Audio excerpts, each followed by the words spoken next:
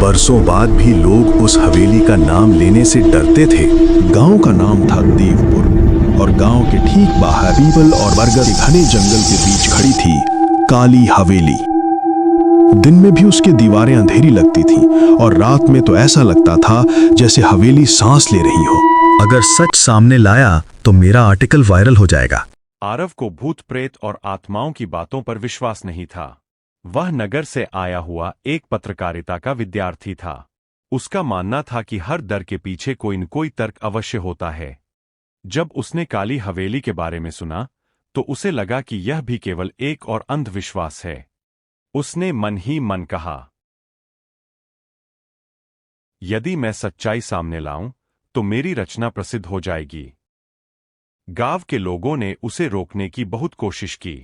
एक बूढ़े व्यक्ति ने कांपती आवाज में कहा, बेटा, सूर्यास्त से पहले वापस लौट आना। सांझ के ठीक 6 बजे वह हवेली के सामने खड़ा था। लोहे का विशाल फाटक आधा टूटा हुआ था, लेकिन उस पर लगा ताला अजीब तरह से नया लग रहा था, जैसे किसी ने हाल ही में उसे छुआ हो। अचानक वातावरण में ठंडक फैल गई। आरव ने किसी के चलने की आतर नहीं मिला। फिर सीढ़ियों से आवाज आई, थक थक थक। ऐसा लग रहा था मानो कोई नंगे पांव नीचे उतर रहा हो। जैसे ही आरव ने हवेली के भीतर पहला कदम रखा, द्वार अपने आप जोर से बंद हो गया। पूरी हवेली गूंज उठी। जब उसने पीछे मुड़कर देखा तो उसके होश उड़ गए।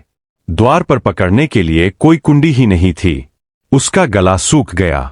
तभी एक पुरानी तस्वीर से आवाज आई, इतने वर्षों बाद कोई यहां आया है। तस्वीर में एक स्त्री थी, सफेद साड़ी पहने हुए, काली आंखें और होठों पर खून जैसी मुस्कान।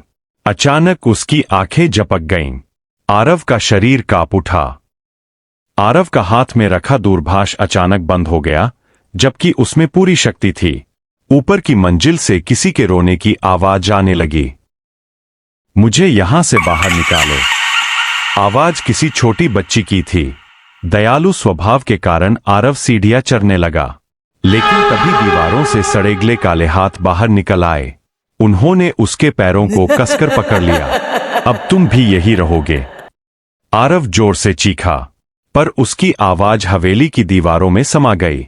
तभी उसने देखा, एक स्त्री जमीन पर घिसटती हुई उसकी ओर आ रही थी। उसकी गर्दन उल्टी थी और आंखें जल रही थीं। वह बोली, जिस रात मैंने हत्या की थी, उसी रात से यह हवेली भूखी है।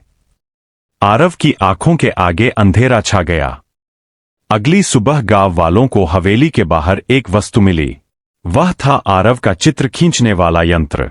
जब उन्होंने उसके भीतर की अंतिम तस्वीर देखी तो सबके रोंगटे खड़े हो गए। तस्वीर में आरव मुस्कुरा रहा था, लेकिन उसकी आंखें पूरी तरह काली थीं, और उसके पीछे वही स्त्री खड़ी थी।